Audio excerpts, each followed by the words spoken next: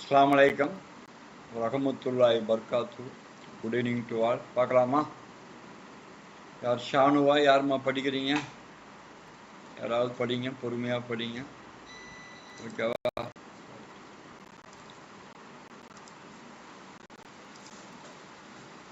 படிங்கம்மா. ஷானுவே படி, யாராவது படிங்கம்மா. ஷானு கூட படிக்கலாம், மாற்றி மாற்றி படி. என்னம்மா கரண்ட் அஃபேர்ஸ் இன்னைக்கு? ஃபர்ஸ்ட் பாயிண்ட்டு என்ன ஷானு, கேட்குதா? கேட்குதாப்பா ஷானு? சார் இன்னைக்கு என்னால ரீட் பண்ண முடியாது சார். ஏம்மா? சார் இங்க கொஞ்சம் டிஸ்டர்பன்ஸா இருக்கு சார். சரி, ஓகே. பரீது வேற யாரா? பசிமா யாராவது படிங்கம்மா. பீமா இப்ராஹிமா யாராவது படிங்க. பீமா இப்ராஹிம் படிமா. ரெடியாமா? படிமா. நீங்க யாராவது ரெடியா இருங்கம்மா. வந்து சொன்ன உடனே படிக்க ஆரம்பிங்க. படிமா. தான் நீ ரெடியா இருமா. யாராவது படிமா. கரண்ட் அஃபேர்ஸ் டிஸ்கஷன் நீங்க ஒரு நாளைக்கு வந்து உன்னுடைய கருத்துருவாக்கத்தை புரிஞ்சுக்கோங்க. அப்படி இம்பார்ட்டன்ஸ் தெரியுமா கரண்ட் அஃபேர்ஸ் டிஸ்கஷன்? படிக்கவா சார்? படிமா, நான் ரெடியா இருக்கேன் பாருமா. Okay sir. Tech mobile Elon Musk இந்தோனேஷியாவில் ஸ்பேஸ் எக்ஸின் ஸ்டார்லிங் செயற்கைக்கோள் இணைய சார். என்ன சார்? எலான் மாஸ்க் யாருமான்னு கேட்டோம். உலகத்துடைய கோடீஸ்வரர், புரியுதா இல்லையா? அவருடைய ஸ்பேஸ், ஓகேவா? ஸ்பேஸ் எக்ஸ் என்ற ஒரு விண்வெளி ஆய்வு நிறுவனம் இருக்குது. அவருடைய விண்வெளி நிறுவனம் இஸ்ரோ மாதிரி, நாசா மாதிரி. அந்த நிறுவனம் வந்து இந்தோனேஷியா என்ன பண்ண போகுதுமா? இந்தோனேஷியாவில் என்ன செயல்பாடு செய்ய போகுது? எலான் மாஸ்க் ஒரு ஸ்பேஸ் எக்ஸ் இந்தோனேஷியாவில். இந்தோனேஷியா என்பது ஒரு ஸ்டார்லிங் செயற்கைக்கோள் தீவு கூட்டம். அது அங்க வந்து ஸ்டார்லிங்க் செயற்கைக்கோள் மூலமாக ஸ்டார்லிங்க்னா ஸ்டார் தொடர்பு லிங்க் மூலம் என்ன பண்ண போகுது? செயற்கைக்கோள் ஏற்படுத்துறாங்க. பெரிய விஷயம் அது.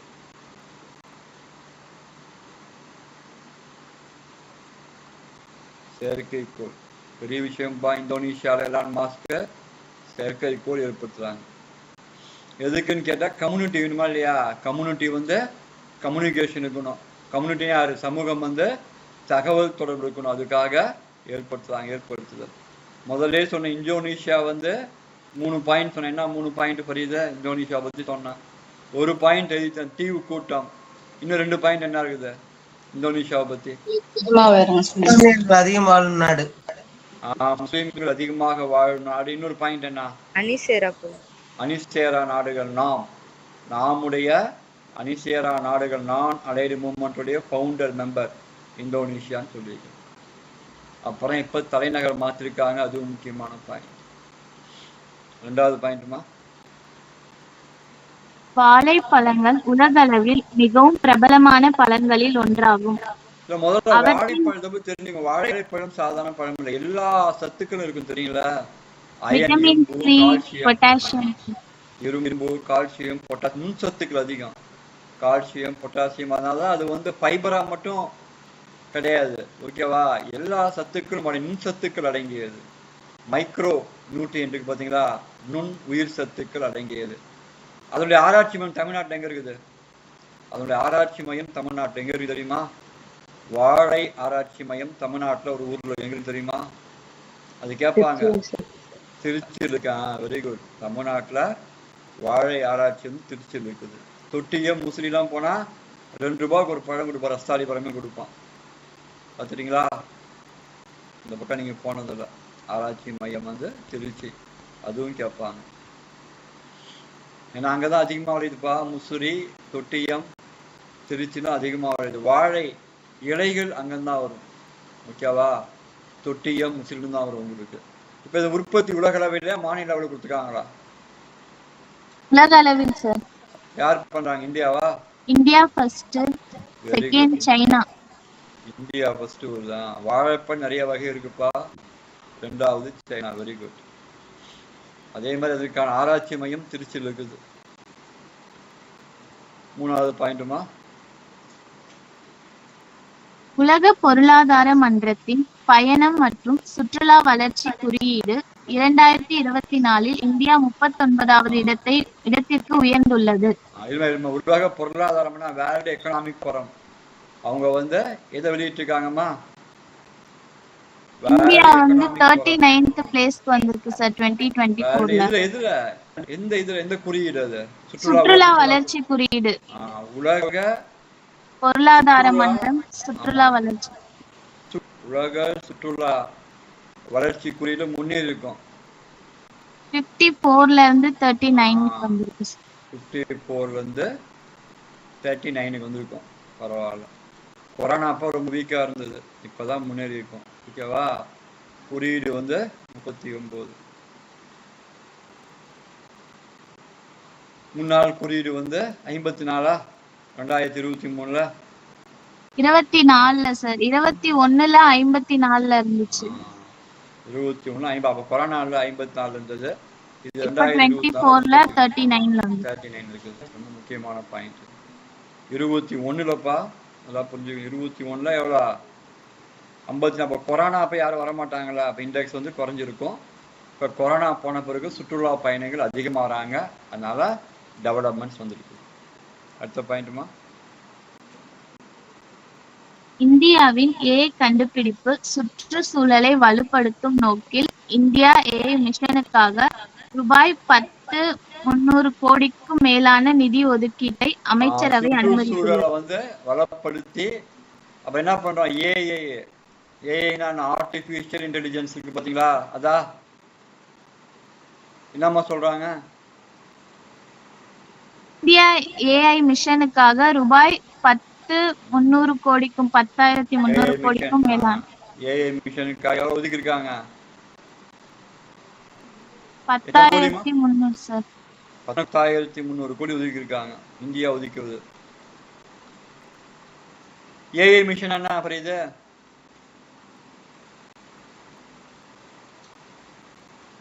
ஆர்டிபிஷியல் இன்டெலிஜென்ஸ் என்ன மிஷன் இது?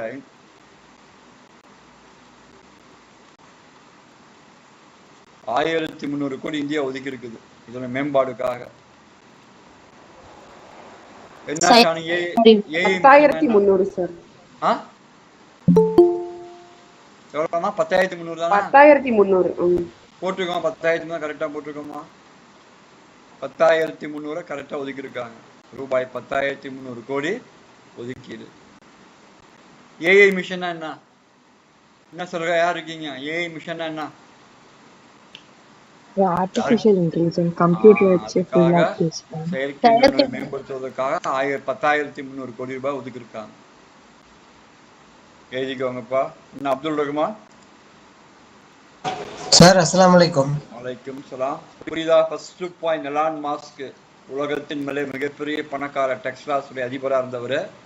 அவர் இந்தோனேஷியாவில் தகவல் தொடர்புக்காக சேட்டலைட்டை வந்து ரெடி பண்ணிக்கிறார், ஸ்டார்லிங்க். 2வது, வாழைப்பழம் உற்பத்தியில் உலக அளவில் இந்தியா முக்கியம். வாழைப்பழம் என்பது ஒரு சாதாரண பழம் அல்ல. அதில் வந்து நிறைய ஃபைபர் மட்டும் கிடையாது, நார்ச்சத்து மட்டும் கிடையாது, சத்துக்கள் அதிகமானது. 3வது, உலக பொருளாதார மையம் வந்து அடிக்கடி குறியீடு வெளியிடுவாங்க. நிறைய குறியீடு இருக்குது. அதில் வந்து டெவலப்மெண்ட் சுற்றுலா வளர்ச்சியில் இந்தியா வந்து முன்னேறி இருக்குது, 39 ரேங்க் இருக்குது. அப்புறம் சுற்றுச்சூழல் மற்றும் செயற்கை நுண்ணறிவுக்காக இந்தியா 10,300 கோடி ரூபாவை அதனுடைய மேம்பாட்டுக்காக ஏஐ மிஷனுக்காக ஒதுக்கியிருக்காங்க.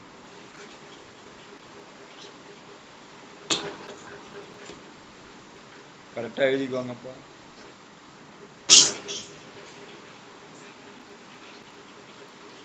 அடுத்த வாரம் கிளாஸ் முடிஞ்சிருக்குமா? ஒரு மிகப்பெரிய டாஸ்க்குப்பா. ரொம்ப அதுவும் நோன்பு காலத்தெல்லாம் மிகப்பெரிய டாஸ்காக இருந்தது. நல்ல படமா இறைவனுடைய அருளால் நல்ல விதமாக ஒரு இதை வந்து உங்களுக்கு கொடுத்து கிளாஸ் எல்லாம் பாருங்க. நான் நிறைய டைம் பார்ப்பேன். எவ்வளவோ இன்ஃபர்மேட்டிவ் கொடுத்துருக்கோம் தெரியுங்களா? இது சிலபஸ் எல்லாம் வந்து சொல்லுவாங்களா, அக்கு வேற ஆணி வேறையான்னு சொல்லுவாங்க. சிலபஸ் அந்த மாதிரி பாட்டம் டு டாப் வரைக்கும் டிஸ்கஸ் பண்ணியிருக்கோம். அதையும் பார்த்துக்கோம். சார் அந்த ஃபர்ஸ்ட் பாயிண்ட்ல சொல்லுப்பா. ஃபர்ஸ்ட் பாயிண்ட்ல ஸ்டார் லிங்க் மூலம் செயற்கைக்கோள் ஏற்படுத்துதல் போட்டிருக்கீங்களா, பக்கத்துல NA ஏதோ போட்டிருக்கீங்களா? நாம்னா அணிசேரா நாடுகள். அணிசேரா நாடுகள் வந்து ஆரம்பிப்பதற்கு இந்தோனேஷியா ஒரு காரணம். என் இந்தியாவினுடைய நேரு, எகிப்துடைய நாசர், இந்தோனேஷியாவின் சுகர்னோ, யுகோஸ்லாவின் டிட்டோ, இவன் 4 பேர் சேர்ந்து பனிப்போர் நடக்குது. எங்க அமெரிக்கா ஒரு பக்கம், ரஷ்யா ஒரு பக்கம் பனிப்போர் நடக்குது. முதலாளித்துவமா சமதர்மமான்னு சொல்லி. ஓகேவா? அப்ப இந்த 2 அணியிலையுமே இந்த 4 நாடுகள் 5 நாடுகள் சேராம தனியாக ஒரு அமைப்பு ஏற்படுத்துறாங்க. அந்த அமைப்புக்கு பேர் தான் நான் அலைடு மூவ்மெண்ட், அணிசேரா. விளங்குதா? இப்ப 1950 பாண்டுங் மாநாடு நடக்கும். அந்த பாண்டுங் மாநாட்டின் மூலமாக உருவாக்கப்பட்டதுதான் அணிசேரா நாடுகள். எந்த மாநாட்டின் மூலம் உலக வர்த்தக அமைப்பு ஏற்படுத்தப்பட்டது சொல்லுங்க. ஒரு மாநாட்டின் மூலம் தான் உலக வர்த்தக அமைப்பு ஏற்படுத்தப்பட்டது. WTO. GATT is changed. இந்த மாநாடு உருகுவே மாநாடு எல்லா மாநாடும் முக்கியத்துவமானது தெரியுங்களா? பரீடு ஃபுல் ஃபார்ம்ல காம்புழுகா. Very good. அப்படியே கொண்டு வாப்பா. குரூப் 1 கிளியர் கொண்டு உள்ள போய் இந்த வருஷம் இல்ல அடுத்த வருஷம் உள்ள போயிடும். நீ எல்லாம் வந்து பரீது கொடுத்து வச்சேன். புரியுதுல்ல? எந்த விதமான இதுவும் கிடையாது. சாப்பாடு படிக்கும். சொல்லுப்பா.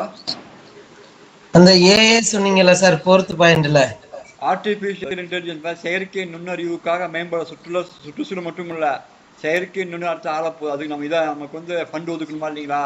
அதான் 10,300 கோடி ரூபாயை இந்தியா ஒதுக்கி செயற்கை நுண்ணறிவு மிஷனை மேம்படுத்துது. AI சார் அது. AI. ஆமா, கரெக்டா போட்டுக்கணும்.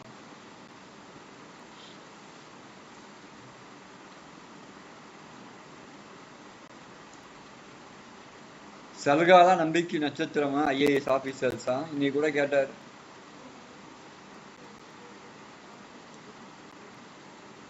கடின உழைப்போடு படி சல்கா. WTO முக்கியமான துறையில உலக வர்த்தக அமைப்பு. காட் மாறுது, WTO மாறுது. வேர்ல்டு ட்ரேட் ஆர்கனைசேஷன் போலாமா?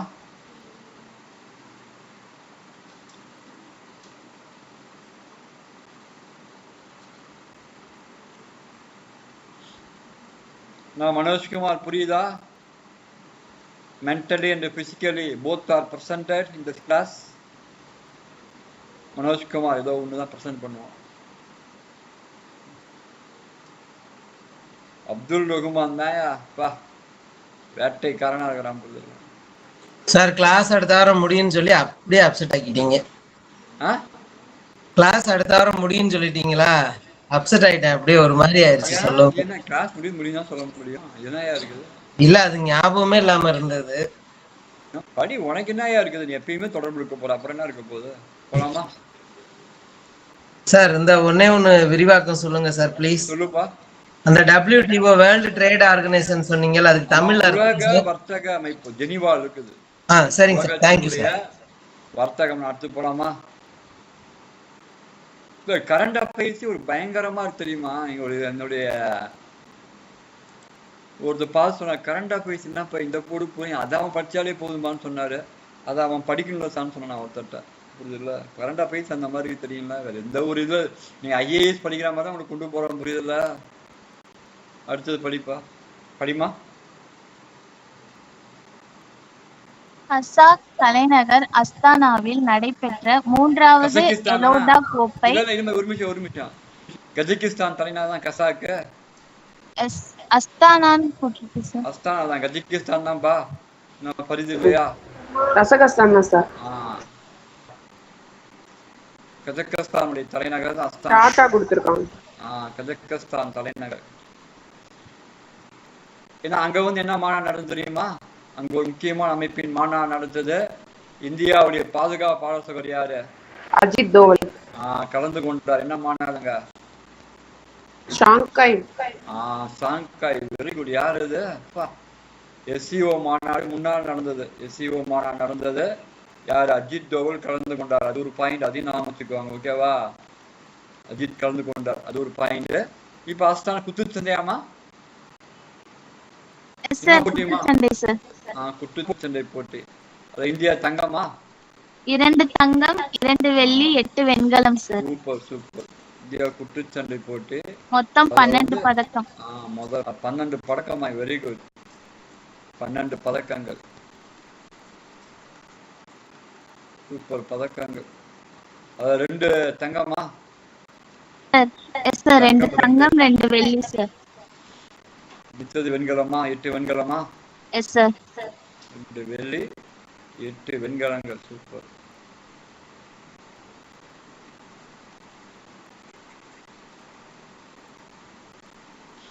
அடுத்த பாயிண்ட்டுமா?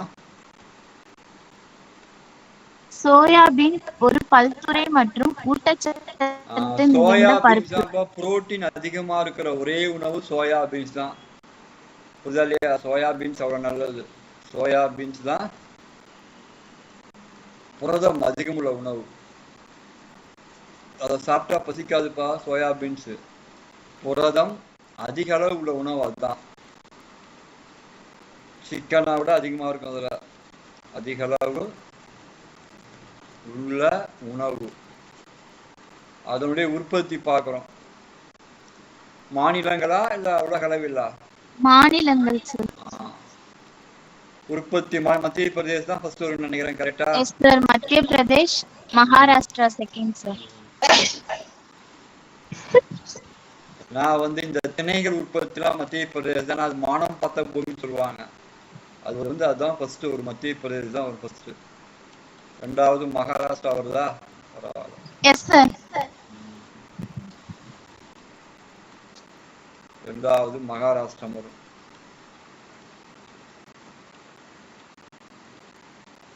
ஓகேவா? தமிழ்நாடுக்குதா? இல்ல சார். இல்லையா? Right, okay. அடுத்த பாயிண்ட்டுமா? ரெண்டுமே முக்கியம். சோயாபீன்ஸ் எண்ணெயும் இருக்குது, ஓகேவா? ரெண்டாவது உணவாகவும் இருக்குது. அதிக அளவு புரதம் உற்பத்தி ஒரே உணவு அதுதான். அடுத்த பாயிண்ட்டுமா? தென் அமெரிக்கா கால்பந்தின் வரலாற்று தருணத்தில் பிரேசில் FIFA காங்கிரஸில் 2027 மகளிர் உலக கோப்பையை நடத்துவதாக அறிவிக்கப்பட்டது. FIFA அது அனுமதி கொடுத்துருக்காங்க. அவங்க ஒவ்வொரு நாடும் அனுமதி வாங்க FIFAட்ட. 2027 பெண்களுக்கான கால்பந்து போட்டி பிரேசில் நடத்துது. பிரேசில் என்ன ஆறு ஓடுதுப்பா?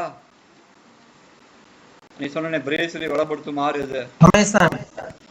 வெரி குட்யா, வெரி குட். பெண்களுக்கான கால்பந்து போட்டி எங்க நடக்க போகுது? பிரேசிலில் நடைபெற உள்ளது.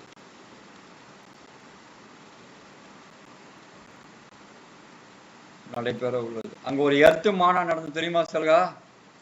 பிரேசில்ல ஒரு மாநாடு நடந்தது, முக்கியமா எர்த்து. என்ன மாநாடு அது தெரியுமா? பிரேசில் தான் எர்த்தை பாதுகாப்புறதுக்கு ஒரு மாநாடு நடத்தினாங்க. செல்காக்கே தெரியல என்ன படிக்குது. ரியோ டி ஜெனீரோன்னு ஒரு மாநாடு அர்ஜென்டினா இருந்தது, பிரேசில் தென் அமெரிக்காவில். புரியுதா இல்லையா? ரியோன்னு ஒரு மாநாடு. அந்த இதுல ரியோ எர்த்து சம்மிட் சொல்லுவாங்க. அதுதான் புவியை பாதுகாப்பதற்கான மாநாடு, ரியோ எர்த்து சம்மிட். உனக்கு தெரியுதா பரிது இருக்கானா? எந்த வருஷம்ப்பா ரியோ எர்த்து சம்மிட்? எப்ப ஷானோ? அங்கதான் புவி பாதுகாப்பு மாநாடு சொல்லுவாங்க. மிக முக்கியமான மாநாடு இது, ரியோ எர்த் சம்மிட். ஏன்னா இந்த கண்டத்தை பத்தி பார்க்கும்போது அதையும் பார்க்கிறோம். 1992 சார். 1992ல ரியோ டி ஜெனீரோ எர்த்து பாதுகாப்பு மாநாடு நடந்தது. முக்கியமான மாநாடு, அதையும் எழுதிக்கோங்க.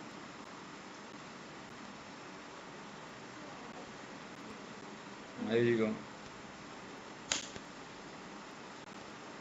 5வது பாயிண்ட் பாத்தீங்கன்னா, கஜகிஸ்தான் தலைநகர்ல குத்துச்சண்டை போட்டி இந்தியா பதக்கங்களை வென்றிருக்குது. அதே மாதிரி வந்து அதுக்கு முன்னாடி சகாங்காய் கோஆபரேஷன் நடந்தது. அஜித் டோவல் இந்தியாவுடைய பாதுகாப்பு ஆலோசகர் போயிட்டு வந்தாரு. 2வது சோயாபீன்ஸ் அதிக புரதமுள்ள உணவு. அந்த உற்பத்தியில இந்தியாவில் மாநிலங்கள்ல மத்திய பிரதேசம் ஃபர்ஸ்ட், 2வது மகாராஷ்டிரம். அப்புறம் தென் அமெரிக்காவில் பிரேசில் வந்து 2027 ஆண்டுக்கான பெண்களுக்கான கால்பந்து போட்டி நடைபெற உள்ளது. FIFA வந்து அனுமதிச்சிருக்காங்க. அதிலே வந்து தென் அமெரிக்கா ரியோ டி ஜெனீரோ முக்கியமான மாநாடு நடந்தது, புவி பாதுகாப்பு மாநாடு. அதுவும் தெரிஞ்சுக்கோங்க. 1992. பரிது இல்லையா? சல்கானா இல்லையா? அப்ப ரியோ டி ஜெனிரியோ மாநாடு சொல்ல மாட்டேங்கிறீங்க?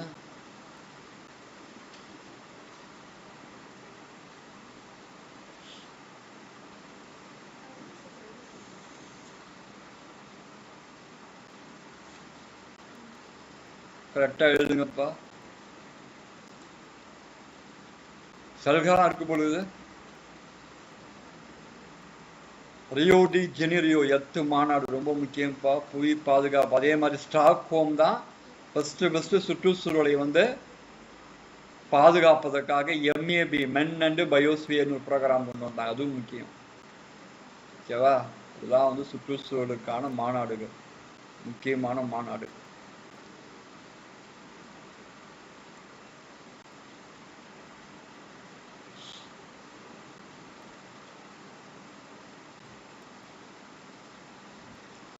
கரெக்டா எழுதிக்கோங்க.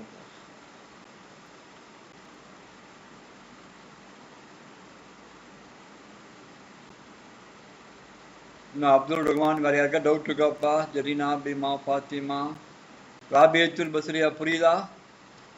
இனிமே ஒரு நாள் ஒரு கொஸ்டின் டவுட் கேட்டது கிடையாது. வருகின்றாய், எழுதுகின்றாய், செல்கின்றாய், அவ்வளோதான். என்ன எழுதுறோம், எழுதுவது ஏதாவது டவுட் இருக்குதா? நம்ம நிறைய பேர் இருக்கீங்க. பரவாயில்ல. ரிவிஷனுக்கு பதில் சொல்றியா ராபியத்துல் பஸ்ரியா?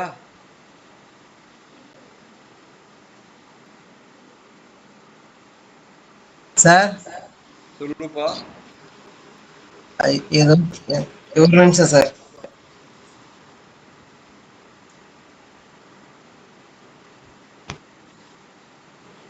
சாரி சார், ஏதோ கேட்க வந்தேன் சார், மறந்துட்டேன். Sorry sir. அந்த அளவுக்கு யோசிக்கிறான், மறந்துட யோசிக்கிறான். Very good. இல்ல சார், நீங்க சொல்லவே எனக்கு ஒரு மாதிரி ஆயிடுச்சு சார். அப்பதான் இருந்து மூட் அவுட் ஆயிடுச்சு. இதே கிளாஸ் முடிய போகுது. என்ன ஷான் இந்த அளவுக்கு ஒரு கிளாஸ வந்து ஒரு காதல் கொண்டே சமரிக்கிறது ரொம்ப ஆச்சரியமா இருக்கு. பாத்தீங்களா? நீங்க சொன்ன மாதிரி அந்த அண்ணன் கிளாஸையும் டிஎன்பிஎஸ்சியையும் லவ் பண்றாரு சார். என்னப்பா? இல்லம்மா, கிளாஸ் நம்ம அதுக்காக நிறைய தியாகம் பண்ணிருக்கோமா. நான் இன்னும் நாள் இருக்காக்குன்னு நினைச்சேன். அதுக்குள்ளேயும் முடிய போதா? அது ஒரு மாதிரியா இருக்கு எனக்கு. சார் சொல்லவுமே ஒரு மாதிரி மூட் அவுட் ஆயிடுச்சு. சாரோட வீடியோஸ் தான் இருக்குல்லண்ணே யூடியூப்ல, எத்தனை தடவை வேணாலும் பார்த்துட்டே இருக்கலான்னு.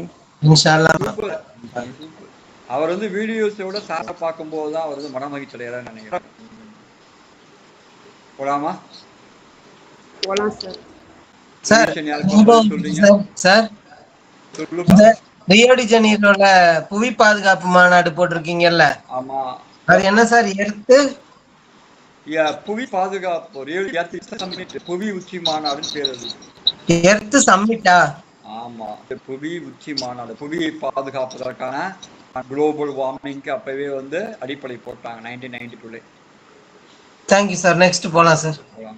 ரிவிஷன் தான். நெக்ஸ்ட் யாருப்பா பதில் சொல்றீங்க? யாராவது புதுமை யாராவது வாங்கப்பா. புதுசா ஒரு ஆள் வந்து நான் பதில் சொல்றேன்னு சார் சொல்லுங்க. இவனா இருப்பானே, சூர்யாலாம் இல்லையா? சூர்யாலாம் இல்லையா? சரி, யாராவது பதில் சொல்லுங்கப்பா. ஓகேவா? ரைட். உண்டி கொடுத்தோரே உயிர் கொடுத்ததுல வருது. உண்டி கொடுத்தோர் 2 இடத்துல வருது. புறநானூறு மணிமேகலை.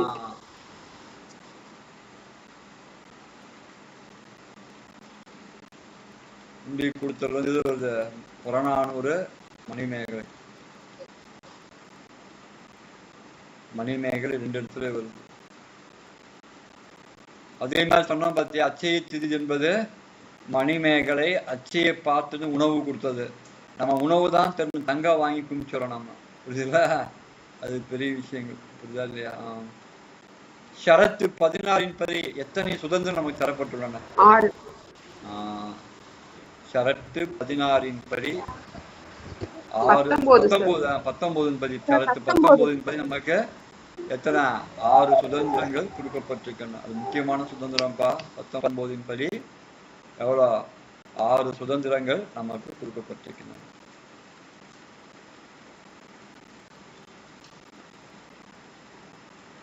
ஆறு சுதந்திரங்கள் தரப்பட்டுள்ளன.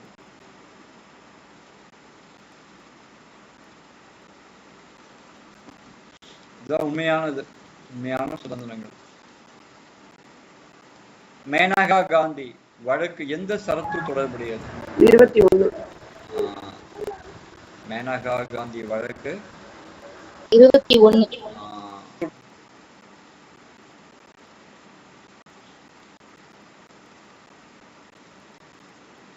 சரத்து 21 உயிருக்கும் உடைமைக்கும் அரசு பாதுகாப்பு அளிக்க வேண்டும். தொடர்புடையது. பர்சனல் லிபர்ட்டி தொடர்புடையது. பர்சனல் லிபர்ட்டிக்கானது தனிநபர் சுதந்திரம் அதுல அடங்கி இருக்குது. ஓகேவா? ஷரத்து 21A என்ன? நிறைய முறை கேட்டிருக்காங்க. Elementary education. கல்வி உரிமை. பேர் என்ன? கல்வி உரிமை. எந்த அமெண்ட்மெண்ட் பா இது? 86. 86வது அரசியலமைப்பு திருத்தம்.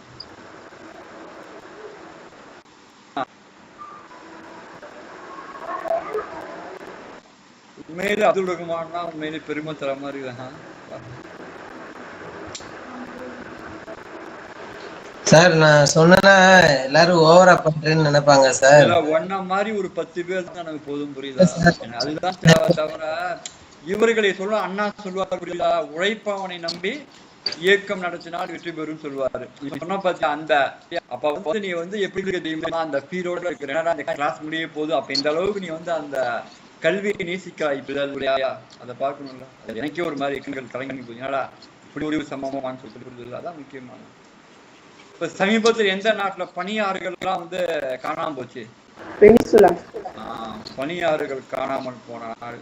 பணியாறுகள் காணாமலே போகுது. காணாமல் போகும் நாடு வெனிசுலா.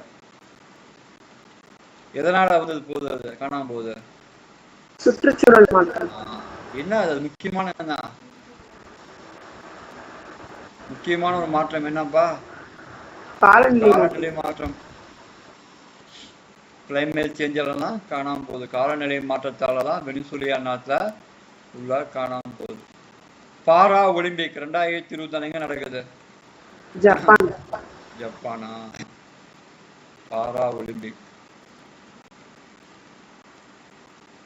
2024 ஜப்பான் நடக்குது.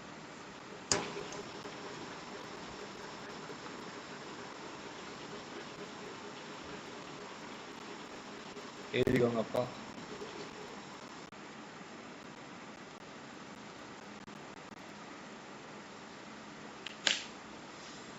அவரும் தான் சம்பாதிக்கிற சம்பளத்தையும் விட்டு உட்காந்து படிக்கிறார்.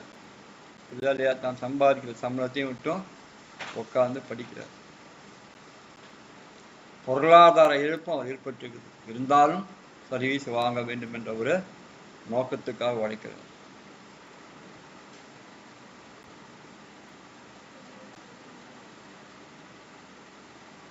உண்டி கொடுத்தல் உயிர் கொடுத்தல்பா. புறநானூறு மணிமேகலை வருது. சரத்து 19 6 சுதந்திரங்கள் வருதா இல்லையா? கருத்து சுதந்திரம், பேச்சு சுதந்திரம், அமைப்புகள் ஏற்படுத்துதல்னு 6 சுதந்திரம் இருக்குது. மேனகா காந்தி வழக்கு சரத்து 21 தொடர்புடையது. சரத்து 21A கல்வி உரிமை. அப்புறம் சமீபத்தில் பணியாளர்கள் காணாமல் போனாலே வெனிசுலா.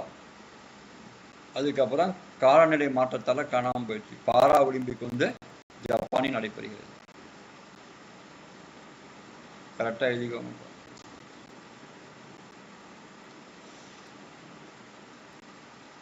இங்க ஃபரீத் வந்துட்டானா? நெட்வொர்க் இஷ்யூ அவங்களுக்குலாம். யார்ப்பா ஸ்லைடு போடுறீங்களா? சல்கா அக்கா. சல்கா அமைதியா இருக்காங்க. என்ன சல்கா, கேக்குதா?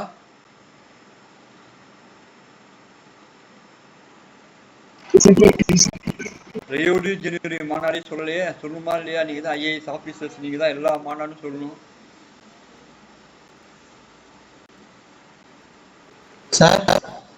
சொல்லுங்க. அது பாரா ஒலிம்பிக் போட்டி ஜப்பான்ல நடந்து முடிஞ்சிருச்சா நடைபெற்று இருக்குதா சார்? நடந்து நடைபெறுகிறது. அவ்வளவுதான். ஓகே சார், எழுதியாச்சு சார். சொல்லலாம். போலாமா? அடுத்தது கொஸ்டின் டிஸ்கஷன் போலாமா? இருக்கிறதுலே அதான் ஹைலைட்டே. எனக்கு பிடிச்ச ஒரு பார்ட் ஆஃப் த கிளாஸ்னா அது ரொம்ப பிடிக்கும் எனக்கு.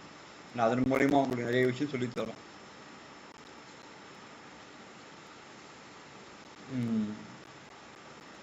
சூப்பர். கீழ்வரும் அவைகளில் சங்ககால மன்னர்களுக்கு உதவியவை யாவை? சபா சமுதி வந்து வேத காலம். அப்படியே பார்த்துக்கோங்க. சபா சமுதி வந்து வேத காலம் தெரியுமா இல்லையா? இதுக்கும் ஆன்சர் சொல்லிடுறேன் உங்களுக்கு. ஏன்னா அதுதான் உண்மையான டிஸ்கஷனா இருக்கு. இது வேத காலத்துல இருந்தது. சபா சமுதி வேதிக் பீரியட். அஷ்டஜி கதிஜங்கள் கிருஷ்ணதேவராயர்ப்பா. அஷ்டஜி கதிஜங்கள் யாருது? கிருஷ்ணதேவராயர் இருந்தது. அவர் தான் அவருக்கு அறிவுரை பண்ண வச்சிருந்தாரு. கேடிஆர். அஷ்டபிரதான் யாருது சல்கா? அஷ்டபிரதான் யாருது? சிவாஜி. சிவாஜியுடைய அரசவைக்கு பேரு. ஊர் மட்டும் மன்றம் உள்ள. அப்ப இது ஆன்சர் உங்களுக்கு. ஐம்பெரும் ரெண்டுமே தான் வந்து சங்க காலத்துல வந்து அறிவுரை பண்றதுக்கு இருந்தது.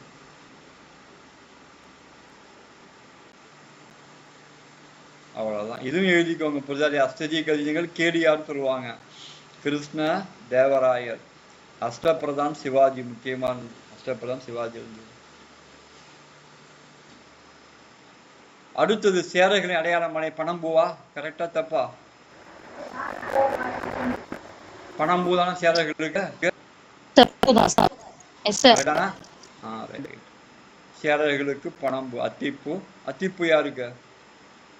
சோழர். சோழர். பார்த்துக்கோ. வேப்பம்பூ பாண்டியர்களுக்கா? பாண்டியர்களுக்கு வேப்பம். ஆமா சார். பூக்கள் பார்த்துக்கோங்க. மூவேந்தர்கள். இந்த பூக்கள் சின்னங்கள்லாம் பார்த்துக்கோங்க. மூவேந்தர்கள் சின்னங்கள், பூக்கள், தலைநகர்லாம் பார்த்துக்கோங்க. மூவேந்தர்கள் பத்தி. மூவேந்தர்கள் செய்திகள் முக்கியம். அதை பார்த்துக்கோங்க. எது வந்து துறைமுக நகரம் இதெல்லாம் பார்த்துக்கோங்க.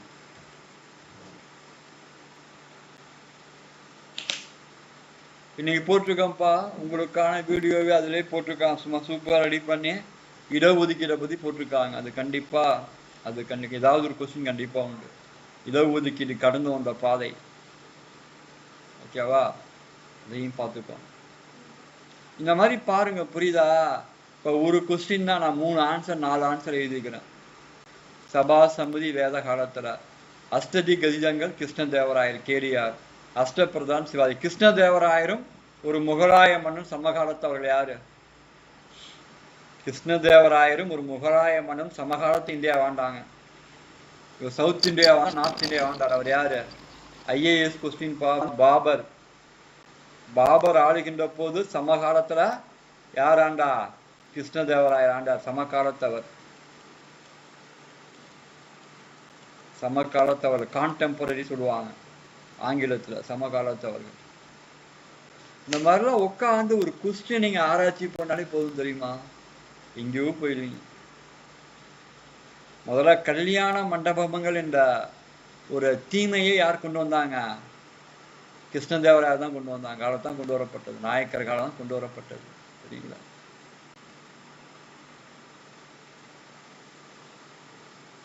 பாமணி பேரரசுக்கும் விஜயநகர பேரரசுக்கும் ஆகாது.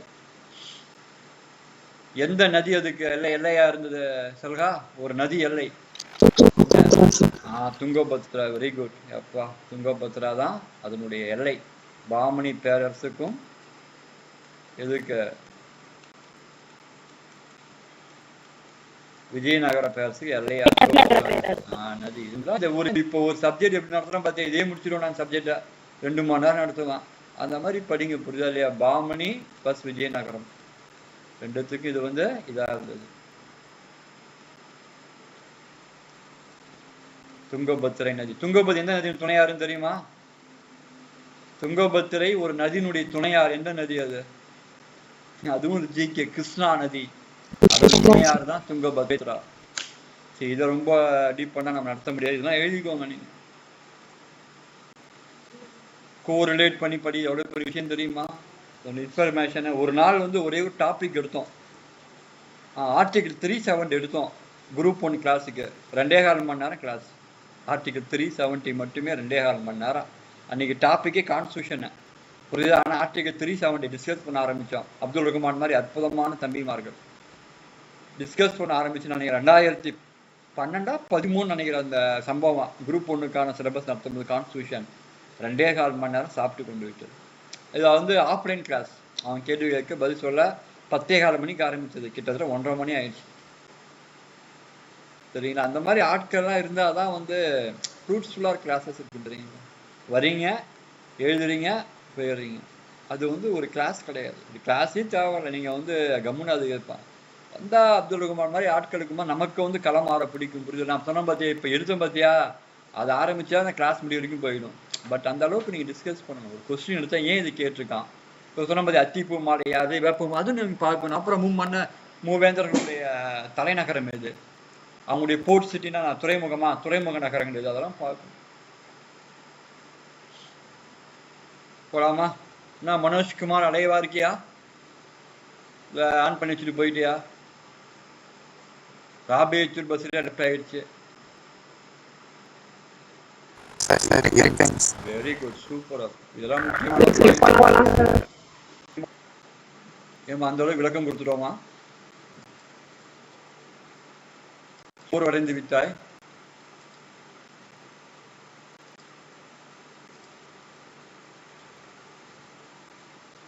ஷானுவே டிப்ரெஸ் ஆயிடுச்சு போகுது. ஷானு வந்து ஒரு நாள் டிப்ரெஸ் ஆயிடுச்சுன்னு நினைக்கிறேன். பின்னொரு வந்து எந்த குழு திராவிட குடும்பத்தின் கீழ் வராது. திராவிட குடும்பம் படிச்சிருப்பீங்க. வட திராவிட மொழி, தென் திராவிட மொழி, நடு திராவிட மொழி படிச்சிருப்பீங்களா இல்லையா? இங்க எழுத மாட்டேங்குது. படிச்சிருப்பீங்களா? அதுல எதுல இது வராது, எந்த மொழி இதுல வராதுன்னு கேக்குறாங்க. திராவிட மொழி குடும்பம் 3 9th வருதா? 9th புக்களுக்கு வட திராவிட மொழிகள், தென் திராவிட மொழிகள், நடு திராவிட மொழிகள். அதுல வராத எதுன்னு கேக்குறாங்க. Option correct. ஆப்ஷன் டி வந்து அந்த மொழிகள் இதுல வராது. இது கனவுரின் ஒரு மொழி வராது. அது வந்து வேற ஒரு மலைவாழ் மக்களோட பேஸ் பண்ணி வருகின்ற மொழி இது வராது.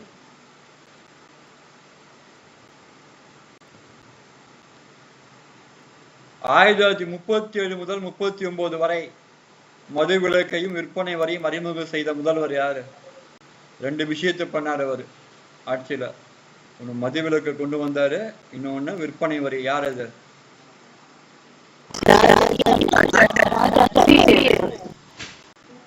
ரெண்டுத்தையும் கொண்டு வந்தார். ராஜாஜி கொண்டு வந்தார். 1924ஆம் ஆண்டு நடைபெற்ற வைக்கம் சத்தியாகிரக போராட்டத்தில் பெரியாரை கைது முதலில் சொல்லிக்கிறான். யார் கைது பண்ணாங்க? அங்க கூட காகிதம் அப்பா போயிட்டு புடவை வியாபாரம் பண்ண படிச்சோம். அது வரும்போது காகிதம் ஞாபகம் வரணும். அவங்க தந்தையார் வந்து அங்க சென்று வியாபாரம் பண்ணாரு. திருவிதாங்கூர் அரசுக்கு வியாபாரியா இருந்தா அது ஞாபகம் வரணும் நம்ம. அங்கதான் வைக்கம் இருந்தது. ஏமா அங்கதான் வைக்கம் இருந்தது. ஒன்றும் ஆகாது, எனக்கு ஒன்றும் இல்லை. வைக்கம் அங்கதான் இருந்தது.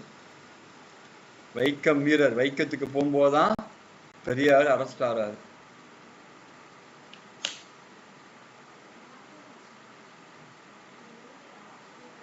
எழுதிக்கோங்கப்பா.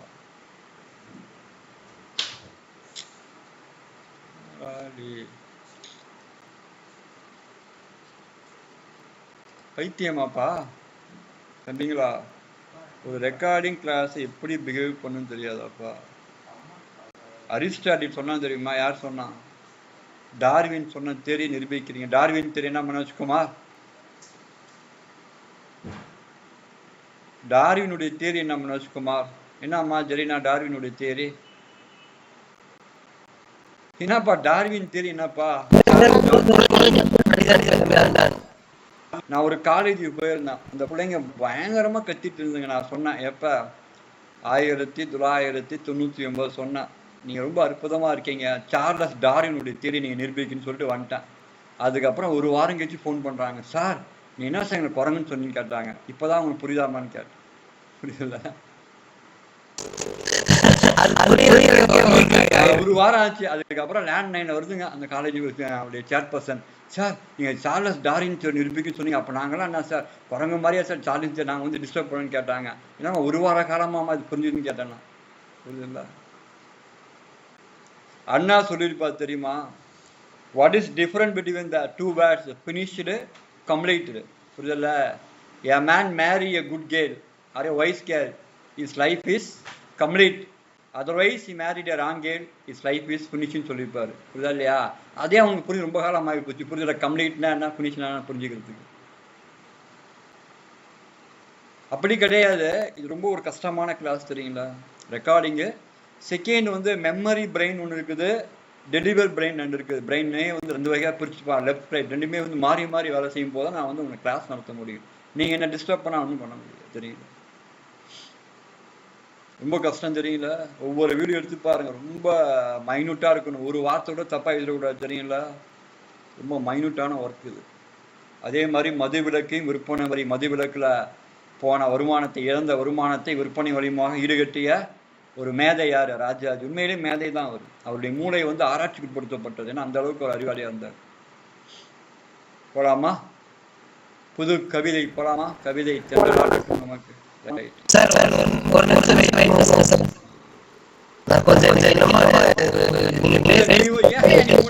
சாதாரண விஷயம். எப்பா அதே அப்பா நான் என்ன பண்ணேன்? இல்ல இல்ல நீங்க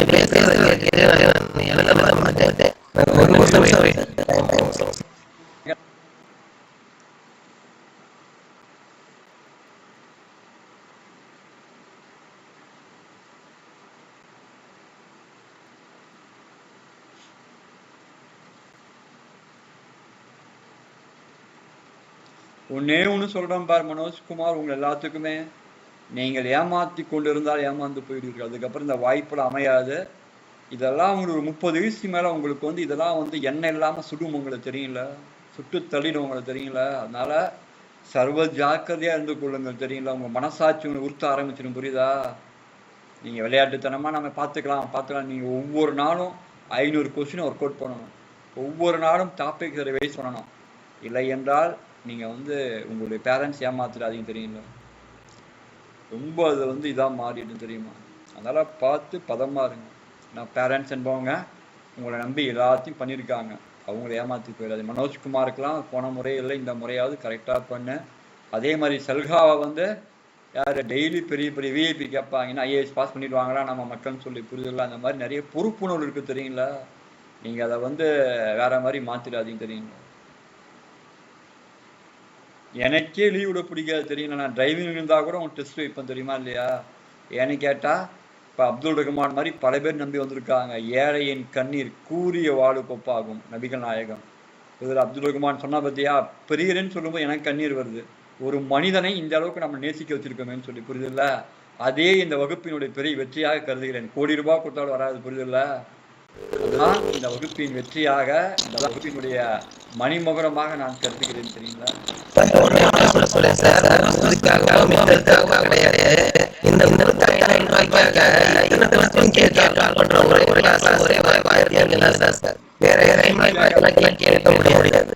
அது அல்லாஹ் எனக்கு கொடுத்த கிருபையாம். எல்லா புகழும் இறைவனுக்குமா. நீ கேட்கறதுக்கு பதில் சொல்றவருக்கு அல்லாஹ் எனக்கு என்ன சொல்லுது, இறைவன் எனக்கு வந்து அந்த நாணத்தை கொடுக்க. நான் பதில் சொல்ல முடியுமா? எல்லா புகழும் இறைவனுக்கு மாதிரி கொடுத்துக்காம பதில் தெரியாதுன்னா தெரியாதுன்னு சொல்ல போறோம். அவ்வளவுதான். புரியுதா இல்லையா?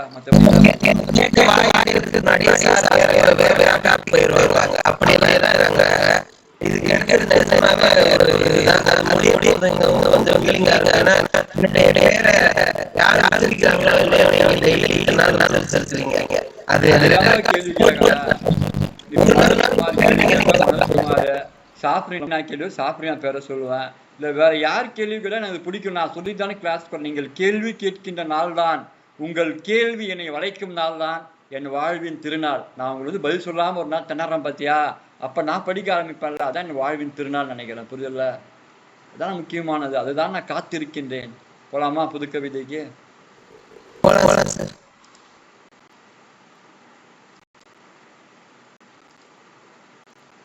ஒருவேளை இது முடிவும் சாப்பிட மாட்ட போன நீங்க முடியல, நீங்க சாப்பிடாம தான் தூங்க நீங்க.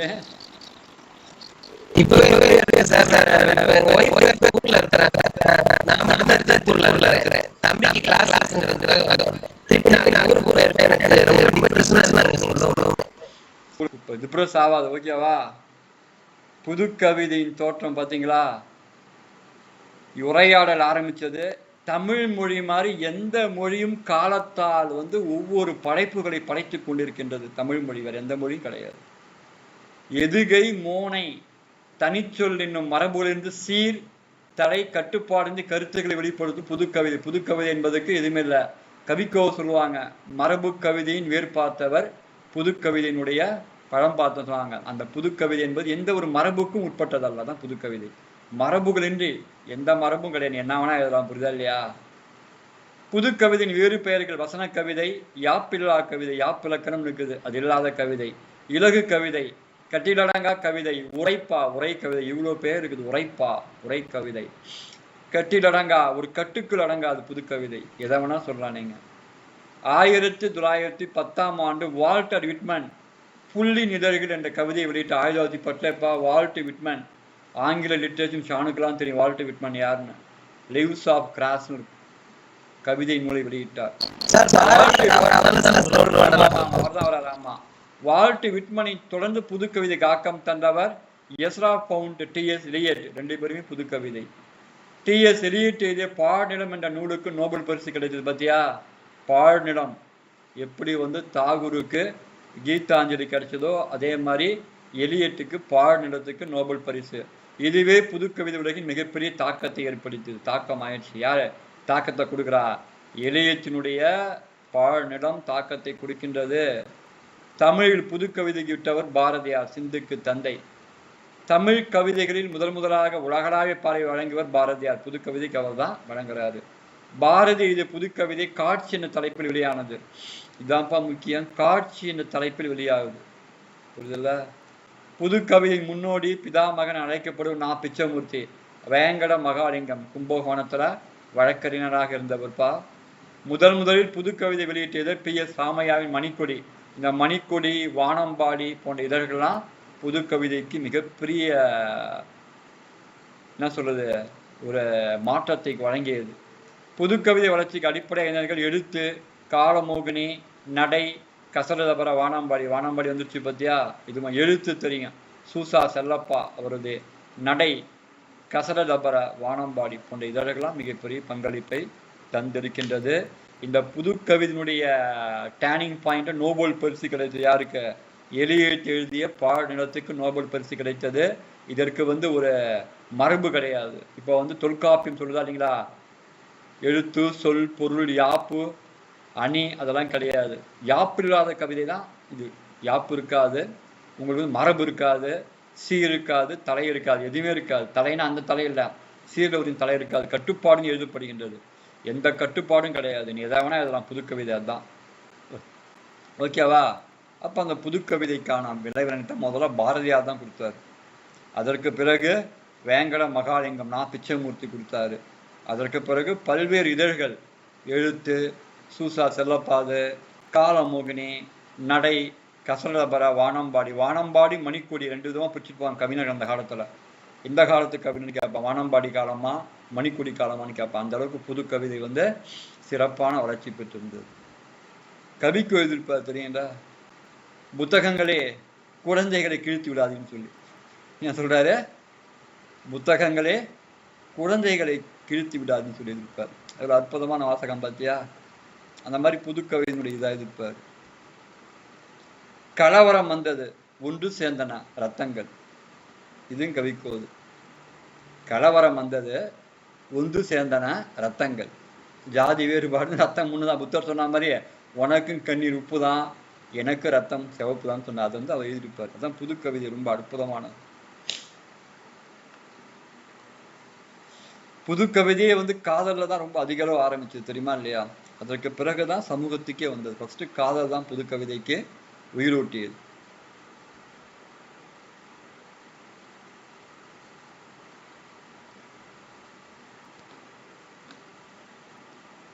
எழுதிக்கோங்கப்பா கரெக்டா.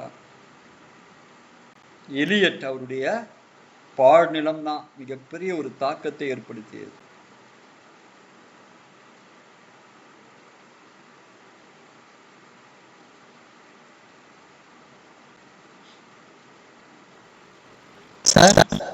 சொல்லுப்பா.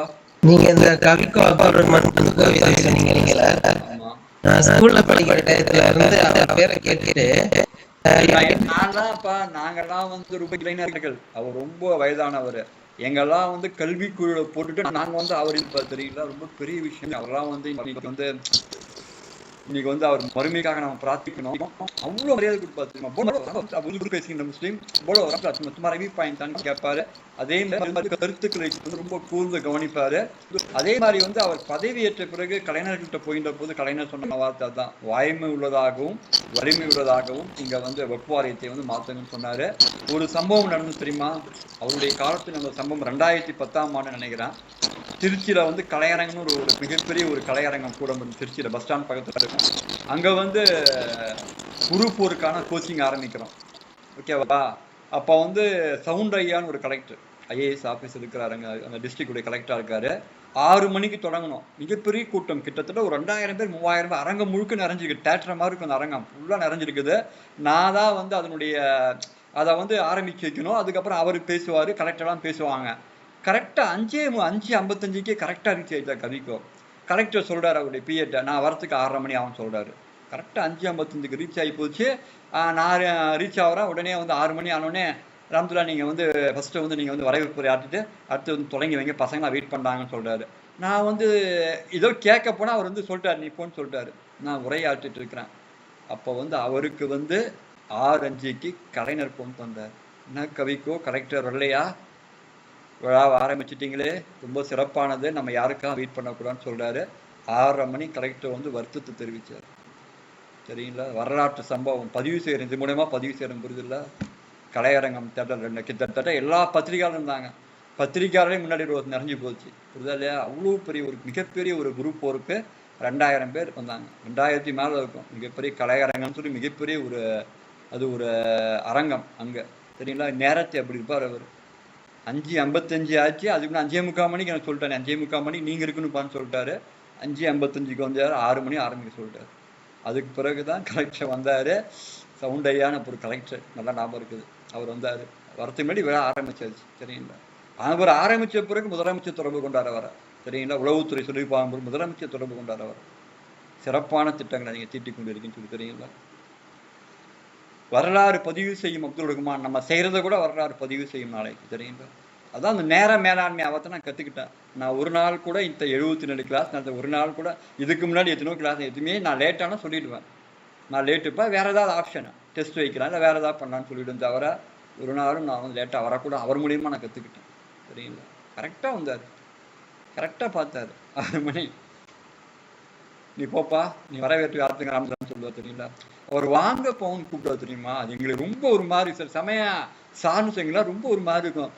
படித்திருக்கீங்கப்பா, அவங்களுக்கான மரியாதை நான் தரேன், வேற யார் பார்த்துருவேன்னு கேட்பேன். நான் உங்களை கூப்பிட்டாதான் மற்றவங்க கூப்பிடுவாங்க சொல்லுவார். அதெல்லாம் ஒரு பெரிய விஷயம். ஏன்னா புது கவிதை நடத்துகிறோம். அவர் புது கவிதைக்காக நிறைய ஆலோசனை இருந்து நிறைய கவிதைகள் படைத்தவர். தெரியுமா இல்லையா? அதிலே சாகித்ய அகாடமி வாங்கினவர். மிகப்பெரிய ஆளுமை, சிலபஸ்லையும் உண்டு. அவரை பற்றியும் பார்ப்போம் முடிஞ்சா. எழுதியாச்சாப்பா? நீங்களும் அந்த டைம் மேனேஜ்மெண்ட்டை ஃபாலோ பண்ணுங்க, வாழ்க்கை சிறப்பாக இருக்கும். தெரியுங்க?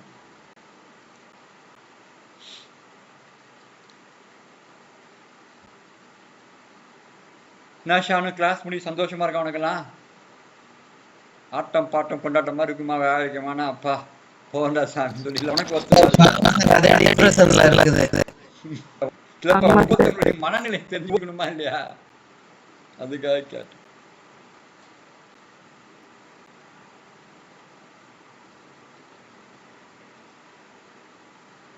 அதுல வந்து கிட்டத்தட்ட 6 பேர் பாஸ் பண்ணாங்க. ஒரு பொண்ணு மீனவை குடும்பத்தை சார்ந்த பொண்ணு வந்து ஆரையா ஒர்க் பண்ணா, இப்பயும் இருக்காங்க. ஆரையால இப்ப வந்து டெப்டி தாசில்தாரா இருக்காங்க. அவங்க நாகப்பட்டினம் எங்க இருக்காங்க. அவங்கெல்லாம் வந்து நேரடியா வந்து அவருக்கு நன்றி செலுத்தாங்க. யாருக்கு? கவிக்கு நேரடியா வந்தாங்க. ஜாப் வாங்கிட்டு வந்து நன்றி தெரிவிச்சா. கிட்டத்தட்ட 5 பேர் பாஸ் பண்ணாங்க அந்த பேட்ச்ல. எல்லாமே வந்து வெவ்வேறு துறையில் இருக்காங்க. நான் சொல்ற அந்த அம்மையார் வந்து துணை வட்டாட்சியரா வந்து நாகப்பட்டினம் இங்க ஒர்க் பண்றாங்க இப்போ. அவங்க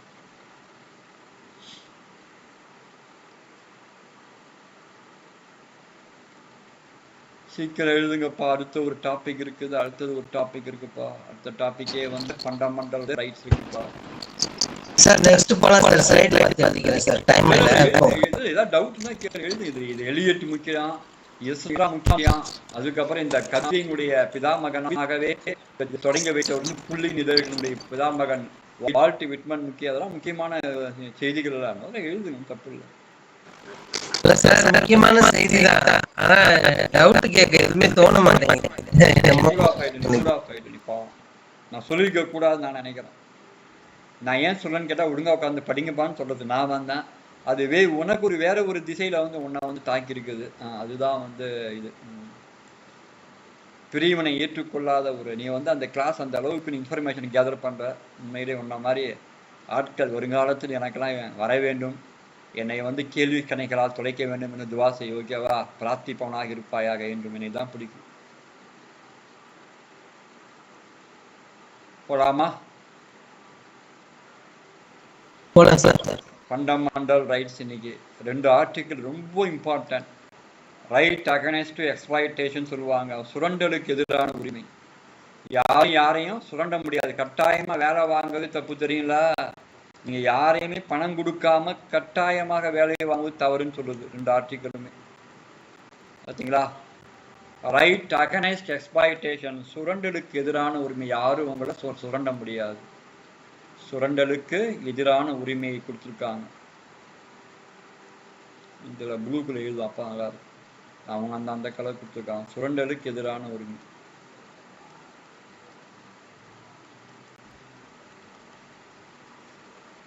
ஏன்னா ஒரு காலத்துல இருந்து விஸ்தின்னு சொல்லுவாங்க, புரியுதா?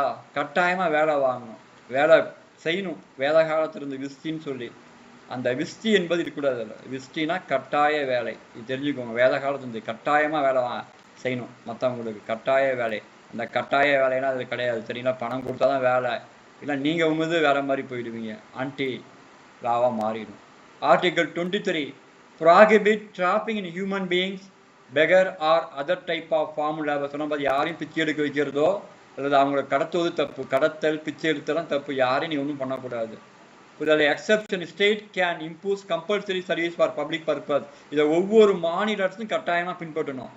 ஒவ்வொரு மாநிலமும் கட்டாயமா பிச்சை எடுப்பதை, கடத்துவதை, அடுத்தது கட்டாயம் வேலை வாங்குவதை தடுக்கணும். ஆர்டிகல் 24 தெரியும், ரொம்ப ரொம்ப important. prohibit employment of child below the age of 14 in factories, mines, other hazardous jobs. அபாயகரமான தொழிற்சாலைகள் அல்லது சுரங்கங்கள்ல 14 வயதுக்கு கீழ் உள்ள சிறார்கள் வேலை செய்வது தடை செய்யப்படும். சிம்பிளா சொல்லப்போனா தொழிலாளர்கள் யாரு, குழந்தை தொழிலாளர்கள் தடை செய்யப்பட்டுள்ளார். இதை வந்து இதில் எக்ஸ்பிரஷனே கிடையாது, அப்சல்யூட்டா என்ன பண்ணணும், ஒவ்வொரு மாநிலமும் பண்ணும் குழந்தை தொழிலாளர் ஒழிப்பு. இதுக்காக ஒருத்தர் வந்து நோபல் பரிசு வாங்கின யாருன்னு தெரியுமா? கைலாஷ் சத்யார்த்தி. கைலாஷ் சத்யார்த்தி வந்து கைலாஷ் சத்யார்த்தியும் மலாலா யூசுஃபும் ஒரே நேரத்தில் வாங்குவாங்க. நோபல் பரிசை ஷேர் பண்ணிக்குவாங்க, அமைதிக்கான நோபல் பரிசு. ரெண்டுமே முக்கியம்பா. 2014 சுரண்டலுக்கு எதிரான உரிமையில குழந்தை தொழிலாளர் ஒழிப்பு முக்கியம். இன்னொன்னு கடத்தல், பிச்சை எடுத்தல், அடுத்தது கட்டாய வேலை வாங்குதல் தடை செய்யப்பட்டுள்ளது. ஓகேவா? யாரையும் நீங்க கடத்திடக்கூடாது, பெண்களாகட்டும் ஆண்களாகட்டும் குழந்தைகளாகட்டும். அதே மாதிரி யாரையும் நீங்க பிச்சை எடுக்கிறதுக்கு கட்டாயப்படுத்த முடியாது. அதே மாதிரி யாரையும் நீங்க கட்டாயமா நீங்க வேலை வாங்க முடியாது. வேலை பணம் கொடுக்காம கட்டாயமா வேலை வாங்க தான் சொன்னாங்க. வேர்வை காயும் முன்னே கூலி கொடுத்துன்னு சொன்னாங்க. இதில் வந்து அந்த ஆர்டிகல் 23 வருது, வேலை முக்கியமானது. அதே மாதிரி 24 வந்து குழந்தை தொழிலாளர்கள் ஒழிப்பு, ரெண்டுமே முக்கியமானது. விஸ்தினா கட்டாய வேலை. அந்த காலத்து வேத காலத்துல இருந்து விஸ்தினா கட்டாயமாக வேலையை வாங்க மாதிரி ஒழிக்கப்பட்டுள்ளது. யாரையும் கட்டாயமா வேலை வாங்க முடியாது. எழுதிடுவாங்க.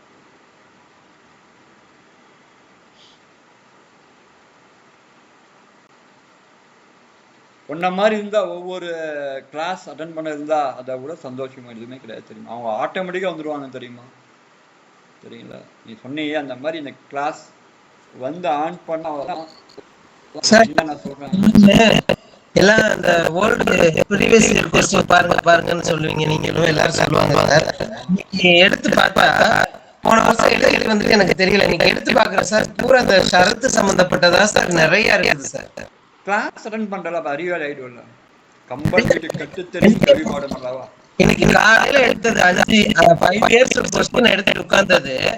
இப்போ உங்க கிளாஸ் முடிகிற மாதிரி டைம் ஆயிடுச்சு, பார்த்துட்டு தான் இருக்கிறேன். அதை இப்போ ஓரளவு புரியுதா? இப்போ ஓரளவு தெரிஞ்ச கொஸ்டின்ஸ் தான் வருதா இப்ப கிளாஸ் வந்த பிறகு, படிச்ச பிறகு? கொஞ்சம் இதுக்கு ஆன்சர் பண்ணேன் சார். சூப்பர். அதே மாதிரி பிராக்டிஸ் பண்ண ஒரு இறைவன் கிருபையால 165 170 போட ஜாப் கன்ஃபார்ம் ஆயிடும். கொஞ்சம் ஹார்ட் ஒர்க் பண்ணி இந்த இருக்கக்கூடிய நாட்கள் அது கொஸ்டின் தான் உங்களுக்கு வந்து தரும். மேக்ஸ் போட்டு பார்த்துக்கோங்க. தமிழ் ஸ்ட்ராங்கா இருங்க. இருந்தாலே நீங்க வந்து if you be enter the successful circle. துவா செய்யுங்க சார். கண்டிப்பா. நெக்ஸ்ட் இருக்கா சார்? அவ்வளவுதான்மா. நெக்ஸ்ட் 1 மணி நேரம் ஆயிடுச்சுமா. நெக்ஸ்ட் கிடையாது. இல்ல நீ டவுட் கேளு, எழுதி டவுட் நீ கேட்கறதா எனக்கு சந்தோஷமா இருக்கும். டவுட் இருந்தா அதாவது கேளு. ஓகேவா? லெஃப்ட் ஆலாமா சார்? போடலாம். அவ்வளவுதான். நீ முடிச்சுதான். நீ கடமை ஒழுங்கா படிங்க. நாட்கள் குறைவு. வெற்றி வாகை சூட வேண்டும் என்றால் உழைப்பு வேணும். பார்த்துக்கோங்க. 2 ஆர்டிகிளும் முக்கியம்ப்பா. ஆர்டிகல் 24 முக்கியம். அதான் குழந்தை தொழிலாளர் ஒழிப்பு. அதான் ஆர்டிகல் 21A கொடுத்தாங்க.